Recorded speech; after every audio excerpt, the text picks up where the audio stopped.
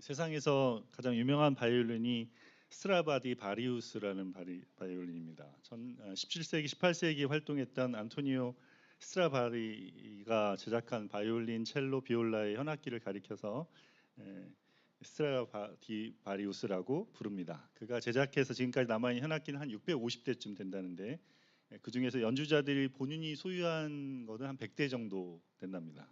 나머지는 재단이나 수집가들이 가지고 있다가 연주자에게 빌려주고 그래서 연주한답니다. 우리가 보는 무대에서 보는 세계적인 연주자들의 악기들이 대부분 빌려서 연주하는 것입니다. 일본에서 스와나이 아키코라는 바이올리니스트가 있습니다. 이 사람은 1714년에 만들어진 돌핀이라는 이름의 스트라디바리우스를 재단에서 빌렸습니다. 2000년부터 2019년까지 20년 동안을 그 악기와 함께 살았습니다. 매일 만지면서 연습하고 무대에 들고 올라갔습니다. 그 소리로 자기의 음악을 만들었죠. 근데 그 악기는 이 사람의 것이 아니었습니다. 20년이 지나서 돌려주었고 지금은 레이 체인이라는 다른 연주자가 이 악기를 켜고 있습니다. 스와나이가 빌린 악기로 연주했다고 해서 그의 음악이 가짜는 아니었습니다. 오히려 그가 이 악기를 맡았고 그것으로 멋진 연주를 했다는 것 자체가 그에게는 큰 영예가 되는 거죠. 그렇게 잘 간직했기 때문에 300년 된 그의 소리가 지금 다른 사람에게 온전히 넘어가게 된 것입니다. 스와나이는 그 악기를 소유하지 않았지만 맡겨진 악기를 목적에 맞게 잘 활용했습니다. 여러분, 살아오면서 오랫동안 내 손에 있으면 그것이 내 것이라는 생각들이 우리에게 들어옵니다. 오래 사용하고 관리하고 수고해서 이렇게 만들었고 내가 결정해 왔으니까 당연히 내 것이라는 생각이 들 때가 있습니다. 근데 내 것이라 생각하며 살았는 것들 중에 알고 보니까 내 것이 아니라 내게 맡겨진 것들이었다면 여러분 어떤 생각이 드시겠습니까? 오늘 본문에 예수님께서 주시는 비유는 바로 이것을 생각하게 합니다. 마가복음 11장에서 예수님은 성전을 청결하게 하신 다음에 유대의 종교 지도자들이 예수님께 나와서 무슨 권위로 그렇게 했냐라고 물었습니다. 그때 예수님이 세례 요한의 세례가 누구로부터 온 것인지를 답하면 내가 무슨 권위로 했는지 말해주겠다라고 했는데 이들이 말을 못했잖아요. 하늘로부터 다 말할 수도 없었고 사람으로부터 말할 수 없었고 사람들 두려워서 할 수 없었습니다. 그때 예수님이 침묵하셨습니다. 그런 후에 이어지는 본문입니다. 마가복음 12장. 저희가 로마서를 갔다 왔습니다. 12장 이어지는 본문에서 예수님이 한 비유를 가지고 이제 말씀하십니다. 이 비유를 통해서 자신이 누구이신지 그들이 가진 것이 누구의 것인지를 알게 하십니다. 오늘은 버린 돌이 모퉁이의 머릿돌이 되다는 제목으로 본문을 통해 주신 은혜를 함께 나누기 원합니다. 첫 번째, 사람은 맡겨진 포도원을 제 것으로 삼으려고 아들을 밖으로 던진다. 1절 2절 말씀을 같이 읽겠습니다. 예수께서 비유로 그들에게 말씀하시되 한 사람이 포도원을 만들어 산 울타리로 두르고 즙자는 틀을 만들고 망대를 지어서 농부들에게 세주고 타국에 갔더니 때가 이름에 농부들에게 포도원 소출 얼마를 받으려고 한 종을 보내니. 여기 예수님께서 그들에게 이렇게 비유로 말씀하셨던 그들에게는 11장에 등장하던 대제사장, 서기관, 장로들을 가리킵니다. 무슨 권위로 성전을 청결하게 했는지를 이 비유로 설명하십니다. 포도원 주인이 포도원을 지었습니다. 포도원 지으려면 땅을 준비해야 되고, 그죠? 포도나무를 심고 산에 울타리를 쳤습니다. 울타리를 둘러서 들짐승과 침입자로부터 포도원을 보호했습니다. 그리고 포도가 맺혔을 때 그것을 짤 수 있는 즙틀과 망대를 준비했어요. 즙자는 틀은 보통 바위를 파서 그 위쪽에다 포도를 밟거나 압착을 하면 그 즙이 아래로 흘러나와서 구덩이로 들어오게 하는 것이었습니다. 여러분, 이걸 만들었다는 건 뭡니까? 포도원에서 나올 열매를 기대하고 수확과 생산까지 내다보며 포도원을 완성했다는 것이죠. 이렇게 포도원을 만들고 주인은 농부들에게 세를 주고 갔습니다. 세를 줬다는 말이 뭡니까?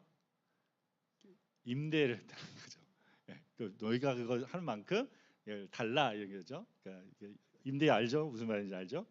임대를 주고 갔습니다. 그래서 주인은 큰 자본을 들여서 포도원을 만들었고 농부들에게 맡긴 뒤에 정당한 수익을 기대했습니다. 아무런 대가 없이 포도원을 넘겨준 것이 아닙니다. 때가 이르러서 주인은 농부들에게 열매 가운데 얼마를 얻으려고 종을 보냅니다. 이때 때라고 말하는 그 헬라어는 카이로스를 씁니다. 크로노스와 카이로스 때가 있다 그랬잖아요. 특별한 때, 적절한 때가 된 것입니다.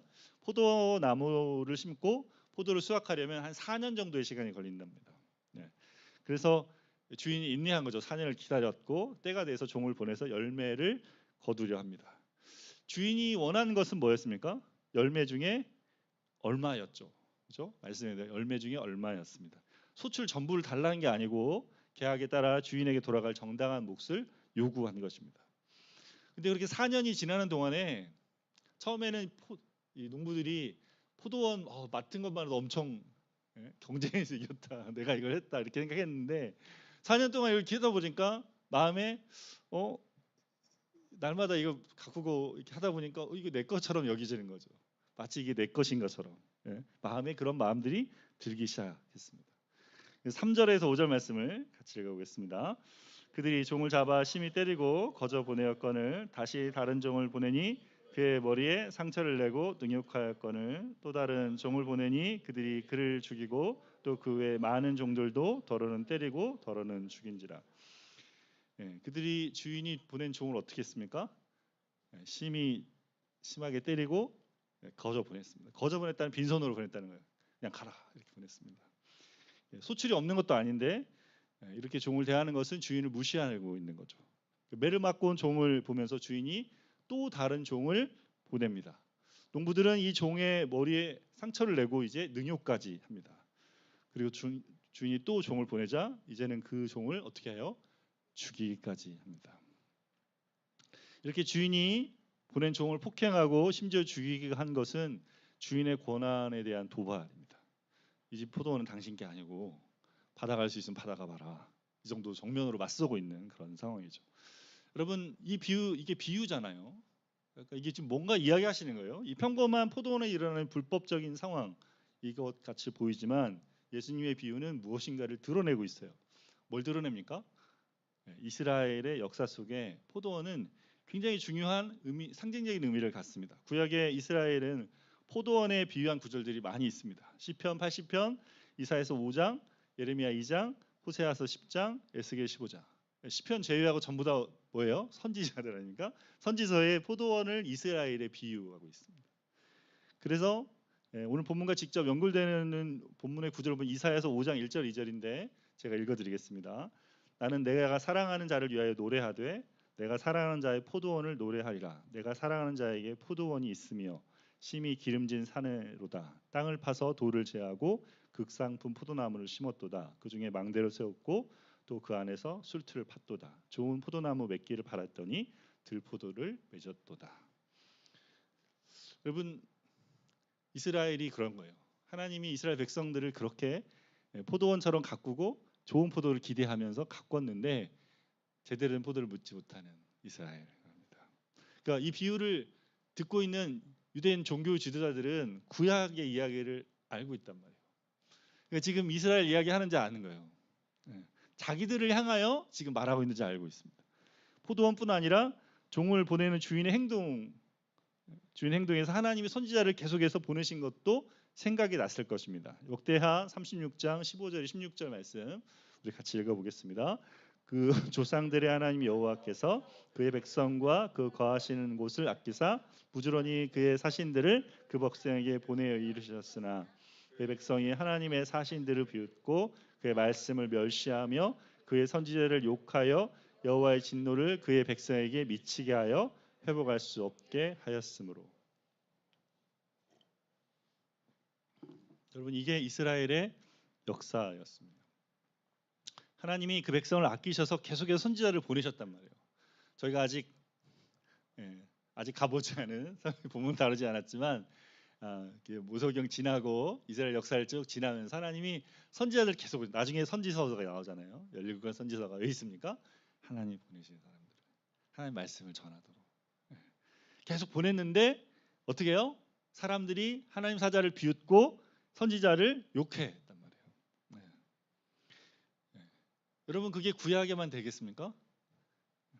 하나님 만드신 세상에 하나님 영광을 포기하지 않으시죠. 그래서 하나님이 틀어지게 깨어진 세상 안에 계속 하나님 말씀을 전하는 사람들을 보내십니다. 그래서 우리를 계속 부르시죠. 때로는 내 옆에 배우자가 또 나의 부모님이 또 나의 자녀가 또 친구가 믿음의 사람들의 권면을 통해 우리 자신을 돌아보게 합니다. 또는 실패와 고난을 통해서 우리가 붙들고 있는 것이 무엇인지를 드러내실 때가 있어요. 그 자리에 하나님은 네가 지금 잡고 움켜쥐고 있는 것이 정말 네 것이냐를 물어보십니다. 그게 다 네 거냐? 그걸 물어보세요. 여러분, 이 비유의 시간이 지날수록 상황이 점점 악화되지 않습니까? 농부들이 주인을 향한 적대감이 점점 커지는 것을 보게 됩니다. 왜 그렇습니까? 주인이 보낸 종들이 농부들이 가진 기대, 이거 내 거야를 계속 신경 쓰이게 하는 거예요. 불편하게 하는 거예요. 내 거 자꾸 보내. 자꾸 생각나게 해. 이게 내 게 아니었던 걸 생각나게. 그래서 이 소유를 이거 내 거야라는 것을 이 소유를 건드리는 그 불편한 마음 때문에 점점 반응들이 심하게 나오는 거죠. 여러분, 이 농부를 주인이 어떻게 대해야 되겠습니까? 이 정도면 어떻게 돼야 되겠어요? 여러분, 이 비유에 정말 이상한 것은 농부들의 악함이 아니에요. 주인의 반응입니다. 종이 맞아서 돌아왔는데 그 정도면 주인이 어떻게 됩니까? 자기 사병들 군대를 일으켜가지고 그래 니네 지금 그래 가야 되잖아요. 네? 근데 주인이 계속 종을 보내요. 또 보냅니다. 6절 말씀을 같이 읽겠습니다. 이제 한 사람이 남았으니 곧 그가 사랑하는 아들이라 최후로 이를 보내며 이르되 내 아들은 존대하리라 했더니, 주인이 지금 누굴 보내요? 종이 죽은 자리에 아들을 보내요. 어떻게 된 주인인지 아들을 보냅니다. 그래서 원문에 보면 여기서 한글 성경도 그래요. 이제 한 사람이 남았다라는 말이에요. 원문도 앞에 에티헤나에서 아직 한 사람이라는 이걸 맨 앞에 둬서 이 사람을 강조하고 있습니다. 아직 주인에게 앞서 보낸 종들과 다른 한 존재가 남았습니다. 이 한 사람은 누구예요? 휴먼 아가페토이스라고 사랑하는 아들입니다. 주인은 자기가 사랑하는 아들을 보내려고 합니다. 가면 그 아들을 보고 상황이 달라질 것을 기대합니다. 여러분, 사랑하는 아들이라는 이 표현이 마가복음에 앞에서 나왔어요. 두 번이 나왔습니다. 마가복음 1장 11절에 예수님께 세례 받으실 때 너는 내 사랑하는 아들이라고 말씀하셨습니다. 마가복음 9장 7절에 변화산에서 이는 내 사랑하는 아들이라라고 이야기하셨어요. 이 사랑하는 아들이라는 단어가 여기서 세 번째 나옵니다. 주인은 그 사랑하는 아들을 보냅니다. 그러면서 내 아들은 존중할 거라고 기대합니다. 주인이 보낸 이 아들을 농부들이 어떻게 합니까? 7절에서 8절 말씀 읽겠습니다. 그 농부들이 서로 말하되 이는 상속자니 자 죽이자. 그러면 그 유산이 우리의 것이 되리라 하고 이에 잡아 죽여 포도원 밖에 내던졌느니라. 아들을 본 농부들이 알아봤어요. 아들이라, 상속자다. 그 뭐예요? 죽이자 말합니다. 그래서 아들을 죽이고 장례도 치러주지 않고 포도원 밖에 내다 버립니다. 농부들의 말에서 창세기에 요셉의 형들이 요셉을 보면서 자 죽이자, 모의하고 토의하는 걸 보게 됩니다. 농부들은 아들이 누구인지 몰라서 죽인 게 아니라 아들인 줄 알았기 때문에 죽였습니다. 상속자를 죽이면 주인의 권리가 사라지고 유산이 자기들의 것이 될 거라고 생각했습니다. 여러분, 근데 이 상속자를 죽인다고 유산이 자기들의 것이 됩니까? 그게 아니잖아요. 이들이 분명히 의논하고 생각하고 계산도 했는데 제대로 계산되지 않았어요. 왜요? 포도원을 갖고 싶다는 그 탐심에 사로잡혀 있다 보니까 자기들이 보고 싶고 생각하고 되고 갖고 싶은 마음대로만 생각한 거죠. 아들이 없어지면 포도원이 우리 것이 된다. 거기까지만 생각했는데 아들이 죽어도 주인이 살아 있잖아요. 여러분, 죄가 우리한테 하는 것이 이런 것입니다. 죄는 우리에게 계산하게 만듭니다. 이것을 하면 내가 얻을 수 있고 이것만 손에 얻으면 좋아질 거야. 이 사람만 없어지면 편해질 거야. 한 번쯤 이런 거 해도 괜찮을 거야. 머릿속에 뭐예요? 계산을 합니다. 근데 그 죄의 계산에는 항상 빠져 있는 게 있어요. 뭐가 빠져 있습니까? 하나님이 빠져 있습니다. 하나님이. 우리의 죄된 본성의 계산에는 하나님 계시다는 것이 빠집니다. 하나님이 주인이라는 것이 계산되지 않아요. 하나님 앞에서 내가 했던 말과 행동들이 결국 내가 답해야 된다고 하는 것을 잊어버립니다. 그래서 죄는 늘 멀리 보지 못하게 해요. 당장 좋은 것을, 내가 보기에 좋은 것을 선택하게 합니다. 눈앞에 손에 넣는 것을 보게 하고 그것을 잡게 합니다. 그 다음에 무엇이 올지는 생각하지 못하게 해요. 그래서 죄는 본능적으로 빼앗습니다. 손에 넣고 싶은 것을 빼앗고 방해되면 밀어내고 욕망을 막으면 제거하려고 합니다. 농부들은 그렇게 아들까지 죽였습니다. 그것이 하나님을 떠난 인간의 마음입니다. 생명도, 가진 것도, 재산도, 직장도, 가족과 삶의 모든 것을 다 받지 않은 것이 없는데 그 주인이신 하나님, 그것이 하나님의 주인인 것을 인정하지 않고 이것이 마치 내 것인 양 여기며 살아가는 것입니다. C.S. 루이스가 쓴 스크루테이프의 편지의 21번째 편지에서 스크루테이프의 편지 여러분에게 이야기했죠. 그 마귀가 자기 조카 워무드에게 이렇게 기독교인 환자라고 부르고 하나님 원수라고 부르면서 어떻게 환자들을 원수에게 떨어뜨릴 수 있는지를 가르쳐주는 게 이제 편지란 말이에요. 그래서 그 편지를 읽을 때는 우리 늘 이렇게 번역을 다시 해야 돼. 아, 얘네가 이렇게 하는구나 알고 해야 된다 그랬습니다. 21번째 편지는 이런 이야기합니다. 사람들에게 내 시간은 내 것이라는 감각을 심어줘라. 시간이 내 거라는. 그러면 무슨 일이 벌어집니까? 누군가 갑자기 찾아와 시간을 뺐으면 화가 나죠. 어제도 말씀 준비가 있는데 갑자기 황하 집사님이 저 여행 중인데 들려대겠습니다. 같이 만났죠. 그게 내 시간인 줄라고 생각하면 어떻게 됩니까?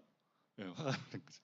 주님이 주신 시간으로 알면 같이 시간을 보낼 수 있는데 그런 거 아닙니까? 그리고 누군가에게 이렇게 시간을 쓰면 어떤 마음이에요? 내 시간이니까 너 그럼 내가 좀 그 은혜를 베풀어서 너를 만나줄게 이렇게 되는 거죠. 이런 마음을 갖게 됩니다.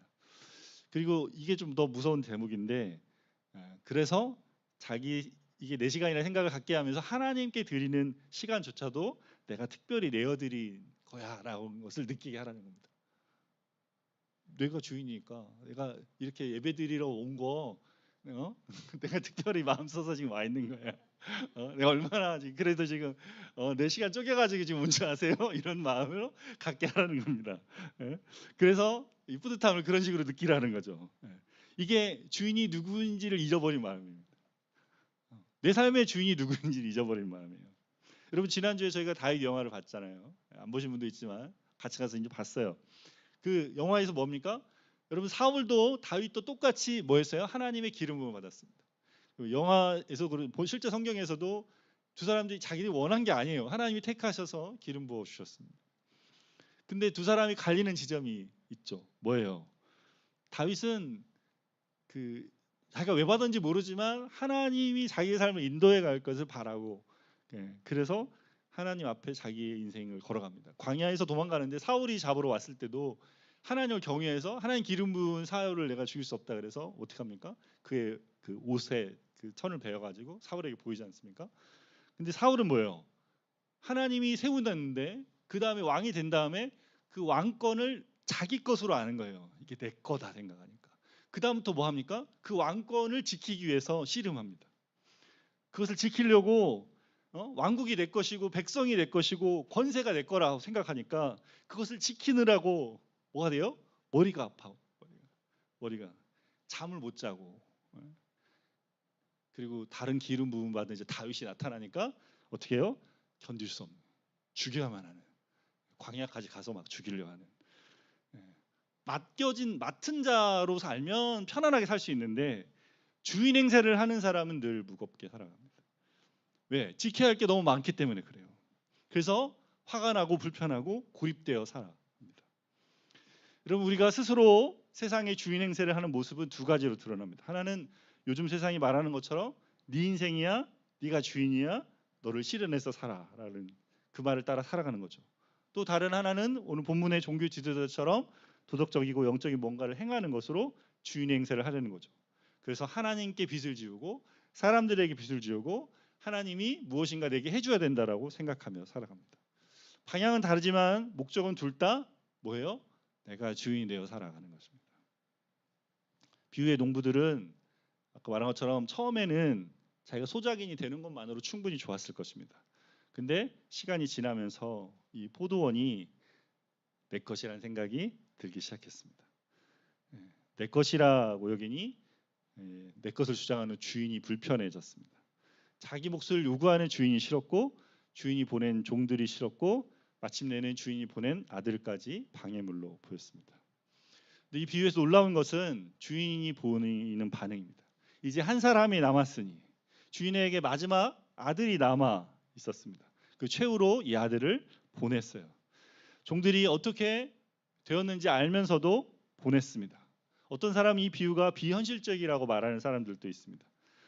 예. 어떤 사람이 이런 상황을 알면서 자기 아들을 이렇게 이 자리에 보낼 수 있겠냐라고 이야기합니다. 근데 그 지적이 오히려 이 비유의 핵심을 정확히 짚어내는 겁니다. 이 비유가 비정상적인 이유는 실제로 하나님이 하신 그 일이 비정상적이기 때문에 그렇습니다. 하나님께서 우리를 상상할 수 없는 은혜를 우리에게 베풀어 주셨습니다. 본문에 나오는 사랑하는 아들이라는 말이 성경에 처음 나오는 곳이 있어요. 창세기 22장 2절입니다. 거기서 하나님은 아브라함에게 내 아들, 내 사랑하는 독자 이삭을 데리고 모리아 땅으로 가서 내가 내게 일러준 한 산 거기서 그를 번제로 드리라고 하십니다. 아브라함은 하나님의 이 말씀에 순종해서 모리아 산에 올라서 이삭을 번제로 바치려고 손에 칼을 들었습니다. 그때 하나님 말씀하시죠. 그 아이에게 손을 대지 말라. 네가 네 아들, 네 독자라도 내게 아끼지 아니하였으니 내가 이제야 내가 하나님을 경외하는 줄 아노라라고 말씀하십니다. 그러면서 뭐예요? 그 제사를 대신할 수량을 준비해 주셨죠. 그렇게 하나님은 뭐예요? 아브라함이 하나님 말씀에 순종해 이삭을 아끼지 않는 자리에 하나님은 이삭을 아껴 주셨죠. 그리고 2000년이 지나서 갈보리산에서 자신의 아들을 아끼지 않고 우리를 위해 내어 주셨습니다. 로마서 8장 32절에 이렇게 말씀합니다. 우리 같이 읽어보겠습니다. 자기 아들을 아끼지 아니하시고 우리 모든 사람을 위하여 내어 주신 이가 어찌 그 아들과 함께 모든 것을 우리에게 주시지 아니하겠느냐. 하나님께서 반역의 마음을 가진 우리를 위해서 아들을 내어 주셨습니다. 예수 그리스도 안에서 우리는 더 이상 우리의 인생의 주인이 되거나 모든 것을 우리의 애씀과 수고로 다 감당하지 않아도 되게 하셨습니다. 하나님처럼 되고자 했던 우리의 마음의 죄된 본성은 하나님 없이 삶의 모든 것을 누리고 싶어 합니다. 생명은 갖고 싶은데 생명의 주인은 싫어합니다.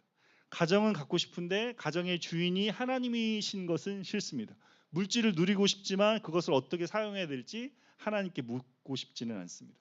내 인생은 잘 되기를 바라지만 내 인생의 방향을 하나님께 맡기고 싶지는 않습니다.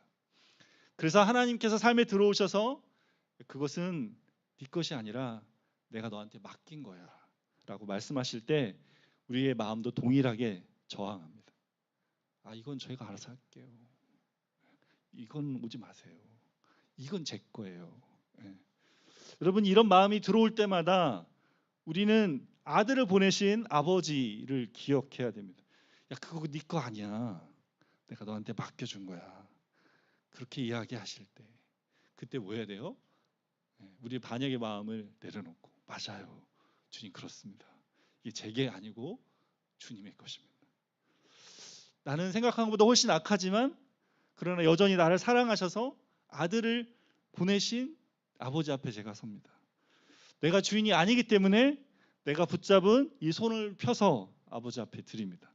내 시간도 돈도 가족도 내 생명도 내 것이 아니라 아버지의 것입니다를 고백하며 머무는 거죠. 여러분 이렇게 하는 것이 우리를 초라하게 하지 않아요. 아까 말했잖아요. 스트라디바리우스를 맡은 연주자처럼 그 연주하는 것 자체가 뭐예요? 영광이란 말이에요. 그걸 맡아서 하는 것 자체가 나를 나로 살게 하는 거란 말이에요. 하나님께서 우리에게 이것을 주셨고 내게 생명을 주셨고 삶을 주셨고 이 재능을 주셨고 모든 걸 주셨다는 것을 알고 그것을 가지고 연주하는 삶을 사는 거죠. 그것이 우리에게 영광이 되는 거예요. 그렇죠? 하나님이 내게 주신 삶이야. 내게 아니고 맡겨주신 거죠. 내가 주인이 아니기 때문에 주님이 내 인생을 책임지고 인도해 가십니다. 그래서 우리는 주님께서 내게 맡기신 것을 뭘 가지고 자유와 여유를 가지고 주님 뜻대로 사용하며 살아가는 것입니다. 이 한 주 동안에 여러분이 내 마음에 삶의 주인 행세하며 움켜쥐려는 모습을 볼 때마다 주인 행세하는 걸 내려놓고 참 주인 되신 주님께 내어드리며 살아가는 저 여러분 되시기를 바랍니다. 두 번째로 하나님은 버림받은 그 아들을 모퉁이의 머릿돌로 세우신다입니다. 9절 말씀을 같이 읽겠습니다. 포도원 주인이 어떻게 하겠느냐? 와서 그 농부들을 진멸하고 포도원을 다른 사람에게 주리라. 포도원 주인이라는 표현이 여기 처음 나와요. 1절부터 그는 한 사람으로 불렸는데 여기서는 큐리오스 주인으로 불리고 있습니다. 그 주인이 하는 일이 드러나는데 무서운 것은 그 주인이 농부들을 진멸한다는 거예요. 진멸하고 헬라어 아폴리미는 없애버린다는 뜻을 갖습니다. 마가복음 3장 6절에 바리새인들이 예수님을 어떻게 죽일까 논의했다 할 때 11장 18절에 대제사장들과 서기관들이 예수님을 어떻게 죽일까 꾀했다 할 때 쓰인 단어입니다. 예수님을 없애려 했던 자들이 어떻게 돼요? 진멸된다는 겁니다. 그들이 예수님을 향해 언급했던 마음이 그들에게 되돌아가는 거죠. 주인은 농부들을 진멸하지만 포도원을 없애지는 않았습니다. 불태우거나 갈아엎지도 않습니다. 주인이 바꾼 것은 소작인입니다. 이사야서 5장에서 포도원 자체가 나쁜 열매를 맺었기 때문에 포도원은 버려지고 황폐되게 됩니다. 이사야의 메시지는 재난으로 끝나지만 오늘의 본문은 이 포도원의 비유에는 포도원은 아무런 문제가 없습니다. 문제는 맡은 자들이죠. 그래서 포도원은 새 소작인에게 넘어갑니다. 이 말씀은 어떤 민족이 버려지고 다른 민족으로 대체됐다는 이야기가 아니고 12절에 이들이 자신들을 가리켜 말씀하시는 줄 알았다라고 되어 있습니다. 그러니까 예수님이 이 비유를 통해 당시 말씀했던 대상이 누구예요? 유대의 지도자들이죠. 근데 지도자들이 이렇게 말씀하셨는데 이들이 무너지면 그 결과가 지도자들에게만 멈추는 게 아니고 나라 전체에 영향을 주잖아요. 그래서 예수님 지난 40년 뒤에 성전이 무너졌을 때, 이들 70년에 무너졌을 때 그 값이 온 백성에게 다 영향을 미쳤습니다. 새로 맡은 자들은 그래서 누가 됩니까? 이외에 새로 맡은 자들, 이 성전에 이걸 새로 맡은 자들은 이 땅에 주님이 세운 교회죠. 교회입니다. 교회에게 지금 이 포도원이 넘어간 거죠. 그래서 열매를 맺으라는 거예요. 그래서 말씀은 이 땅의 교회들에게 주는 경고이기도 하는 거예요. 동일하게 주인이 지금 뭐예요? 뭘 기대하는 거예요? 열매를 기대한다니까요. 그 열매를 많이 맺는 것을 기뻐한다 하시지 않습니까? 그래서 열매에 대한 이야기를 계속 하는 거예요. 그냥 맡겨 주셨는데 교회를 세우셨는데 열매 없는 삶 그래도 괜찮은 게 아니고 뭐 해야 됩니까? 주님이 우리에게 이 모든 것들을 아들을 통해 주시면서 열매 맺는 삶을 기대하고 있습니다. 10절 11절 말씀 같이 읽겠습니다. 너희가 성경에 건축자들이 버린 돌이 모퉁이의 머릿돌이 되었나니 이것은 주로 말미암아 된 것이요 우리의 눈에 놀랍도다 함을 읽어보지 못하였느냐 시니라. 이 구절은 시편 118편 22절 23절을 인용한 것입니다. 건축가는 돌을 골라서 건물을 짓는 사람이죠. 이것이 규격에 맞지 않다를 판단하고 결정하는 일을 합니다. 랍비의 문헌에 의하면 서기관과 율법학자들을 가리켜 건축가라 불렀습니다. 이들이 하나님 백성을 세워가는 사람들이라는 의미로 그렇게 불렀어요. 이들이 던져버린 돌이 건물 전체를 완성하는 자리에 놓여 있다라고 말하고 있습니다. 모퉁이의 머릿돌은 모퉁이에서 가장 중요한 돌을 의미합니다. 보통 땅 밑에 놓이는 것을 주춧돌이라고 생각해서 우리가 이렇게 모퉁이 머릿돌 이렇게 생각하는데 머리라는 표현 때문에 사실 이 표현을 땅 밑에 기초보다 건물을 완성하는 윗돌, 완성할 때 놓는 윗돌로 해석하기도 합니다. 중요한 것은 건축가들이 쓸모없다고 버린 돌이 가장 중요한 돌이 되었다는 겁니다. 성전을 건축하는 제사장, 서기관들이 예수님을 버렸지만 하나님은 그 버려진 돌을 하나님이 세울 성전의 가장 중요한 돌이 되게 하셨습니다. 건축 전문가라고 하는 이들이 가장 중요한 돌을 알아보지 못한 거죠. 예루살렘 성전이 무너지고 그제야 그 아들 예수님을 중심으로 새로운 성전이 재편될 것을 말씀하신 거죠. 사람들이 버린 예수님을 하나님이 다시 살리시고 높이셔서 하나님이 새롭게 이루어 가시는 구원과 하나님 백성의 중심에 세우셨습니다. 이것이 누구로 말미암아? 주로 말미암아 되었다고 합니다. 사람은 버렸지만 하나님은 예수님을 중심으로 새로운 성전이 세워지게 하신 것이죠. 이것이 우리 눈에 기이한 것이죠. 우리의 계산에는 없고 건축자의 눈으로 설명되지 않는 것이었습니다. 여러분, 우리가 원하는 것을 위해서 문제를 해결하기 위해서 필요할 때 우리는 예수님을 부릅니다. 근데 그 외의 자리에서 우리는 예수님을 잠시 이렇게 옆으로 두죠. 건축자의 눈에 필요가 없어진 것은 그들만의 설계도와 기준이 있었기 때문에 그렇습니다. 우리의 눈도 그렇습니다. 우리가 가진 기준, 주님과 함께 할 수 있다고 생각하는 그것만큼만 우리는 주님을 부르고 찾습니다. 그렇지 않은 자리에서는 어떻게 해요? 거기 주님이 함께 하지 못한다고 생각하는 거죠. 우리가 뭐예요? 우리 기준으로 주님을 죄송한 말씀이면 버리고 있는 거예요. 건축자의 버린 돌처럼 거기에 나의 삶의 그 자리에 함께하지 못할 뿐으로 생각하는 거죠. 주님이 여기 계시는 건 맞지 않아요. 여기까지는 아니에요 라고 생각합니다. 우리 스스로가 뭐가 돼서? 건축자가 돼서 규격에 맞지 않은 돌로 주님을 여기는 거죠. 근데 여러분, 그런 자리에서 하나님 우리를 위해서 아들을 모퉁이돌의 머릿돌로 세우셨어요. 7절에 농부들이 뭐라고 했어요? 이는 상속자니 자 죽이자, 그러면 우리 유산이 우리의 것이 되리라 했습니다. 그 상속자를 죽여서 유산을 뺏으려 하는, 실제로 그렇게 했는데 하나님께서 어떻게 하셨습니까? 아들을 죽이셨죠. 성문 밖에서 죽이셨습니다. 그 죽음의 결과로 우리에게 주신 게 뭡니까? 로마서 8장 17절에 이렇게 말씀합니다. 같이 읽어보겠습니다. 자녀이면 또한 상속자 곧 하나님의 상속자요 그리스도와 함께한 상속자니. 우리 마음에 반역하고 훔치려 했던 유산을 하나님은 아들이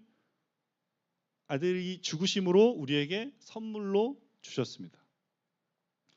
강도질하러 온 사람들이 뭐가 돼요? 상속자가 되게 하신 거죠. 농부들은 아들을 없애야 유산이 내 것이 된다고 생각했는데, 근데 실상은 복음 안에서 아들이 죽으심으로 유산이 우리의 것이 되게 하셨습니다. 우리가 이걸 생각할 수 있을까요? 여러분, 은혜라는 게, 하나님 우리에게 베푸신 은혜라는 게 우리의 생각으로 이게 됩니까? 어떻게 줘요 이거를? 그 반역하는 백성에게 내 아들을 내어주면서 이거를 너희에게 내 유산을 주기 원했던 마음은 우리는 다 헤아릴 수가 없죠. 하나님이 주신 방식은 우리가 빼앗는 방식으로 얻는 게 아니고, 아들을 밀어내고 얻는 게 아니고 그 아들 안에서 얻는 거죠. 그 아들과 함께 얻는 겁니다. 여러분, 그것만이 유일한 방법이에요. 어제 황한 집사님과 이야기 나누면서 요즘 생각도 많으시고 또 이렇게 세상의 지식과 또 종교에 대해서 많이 이야기 읽어보고 알아가는데, 기독교가 말하는 바가 너무 비슷한 거죠. 근데 조각들이 채워지지 않습니다. 신과 합의를 이룬다? 좋은 종교적인 내용이고 표현이죠. 우리의 욕심을 지운다? 근데 말한 것처럼 우리가 스스로가 욕심을 부리는 자는 어떻게 이걸 지워냅니까? 이 세상과 어떻게 합의를 이룹니까? 근데 성경이 말하는 방식은 그리스도 하나님이신 그분께서 오셔서 죽으시고 우리에게 그분과 같은 존재가 되게 하시며 그분의 자녀가 되게 하시는 방식으로 이 모든 은혜를, 하나님의 영이신 성령께서 우리 안에 거하시며 이 모든 것이 우리의 실제가 되게 하셨다는 거예요. 그분과 함께 연합한 자가 되게 하신 거죠. 이것이 변함없는 사실이 되게 하신 거예요. 우리의 인생에, 여러분 인생에 영원히 변함이 없는 사실로, 한번 몸을 입으신 예수님께서 영원히 인간의 몸을 입고 계신 변함없는 사실로 우리에게 오신 것처럼 그 몸을 우리에게 주시겠다는 약속으로 그분을 통해 우리 모두가 하나님의 자녀되게 하신 이 변함없는 영원한 사실로 우리는 그분과 연합한 자로 이 모든 은혜를 누리게 되는 겁니다. 그래서 이 머릿돌 위에 집이 세워집니다. 그 집은 벽돌로 세운 게 아니고 베드로전서 2장 4절 5절에 이렇게 말씀합니다. 같이 읽어보겠습니다. 사람에게는 버림바 되었으나 하나님께서는 택하심을 입은 보배로운 산돌이신 예수께 나아가 너희도 산돌같이 신령한 집으로 세워지고. 보배로운 산돌이신 예수께 나아가서 너희도 산돌같이 신령한 집으로 세워집니다. 그리스도의 몸된 교회는 모두가 다 산돌이 되는 거예요. 우리가 그분의 세우는 전이 되는 거죠. 그래서 우리 각자가 산돌로, 살아있는 돌이에요. 생명을 가진 돌로 그분과 연합되고 머리 대신 그분을 통해서 계속해서 성장하고 자라가며, 그죠? 한 사람 한 사람, 우리 한 사람이 성장하고 자라가면서 그게 뭐예요? 열매를 맺어가면서 그분과 함께하는 그 자리를 보시고 우리에게 주신 겁니다. 복음 안에서 주님이 우리를 행하신 것을 믿을 때 우리는 생명으로 연합합니다. 그분의 몸된 교회가 된 것은 변할 수 없는 사실이에요. 그래서 우리는 그분과 함께 상속자로 산돌같이 신령한 집으로 세워져 갑니다. 날마다 그분을 기초로 살아가며 그분과 연합한 채 살아가는 것이 우리의 영적인 현실인 것입니다. 12절 말씀을 같이 읽겠습니다. 그들이 예수의 이 비유가 자기들을 가리켜 말씀하신 줄 알고 잡고자 하되 우리를 두려워하여 예수를 두고 하니라. 이 사람들은 뭐 했어요? 알았어요. 비유가 나를 위해 하는 말인지. 못 알아듣는 게 아니에요. 정확히 자기들을 향한 이야기인 줄 알았습니다. 그런데 어떻게 했어요? 거기서 예수님을 잡으려 했어요. 아까처럼 진멸, 없애려 했단 말이에요. 근데 이걸 합니까? 못합니까? 못해요. 왜 못해요? 왜 못합니까? 사람들을 두려워서 못한다니까요. 사람들을 두려워서. 그 적개심이 없어서가 아니고 회개하고 돌이킨 게 아니에요. 그 말을 듣고 나서 우리가 잘못했어 하나님, 하나님께 돌이켜야 돼요. 이걸 한 게 아니고 적개심을 가지고 없애야 돼라고 생각하면서 어떻게 합니까? 근데 없앨 수가 없어요. 주변에 있는 사람들 때문에. 예. 여러분 깨달은 걸 가지고 돌이키지 않으면 마음에 남는 거 뭐예요? 계산과 두려움. 계산하고 두려움. 말씀을 듣고도 말씀 앞에 반응하지 않을 때 말씀을 길가에 뿌린 씨앗처럼 아무런 나에게 영향을 끼치지 못하는 말씀이 됩니다. 여러분 인생의 머릿돌에 자리에 누가 놓여 있습니까? 예수님이 지금 어디 계십니까? 여러분은 여러분의 그 전 존재가 그분과 함께 하고 있습니까? 내가 주인 되어 나로 살고자 하는 반역의 마음이 올라올 때마다 그 마음으로 살고 있는 나를 볼 때마다 건축자의 버린 돌이 모퉁이돌이 돼서 내게 산 소망이 되신 주님 앞에 나아가게 되기를 바랍니다. 거기서 내가 주인이 아니라 주님이 나의 주 되심을 고백하며 맡은 자로 살아가는 우리의 삶을 자유롭고 여유롭게 또 참되고 선하고 아름답게 살아가는 저 여러분 되시기를 바랍니다. 찬송가 315장 내 주 되신 주를 참 사랑하고 같이 찬양하시고 함께 기도하며 나가겠습니다.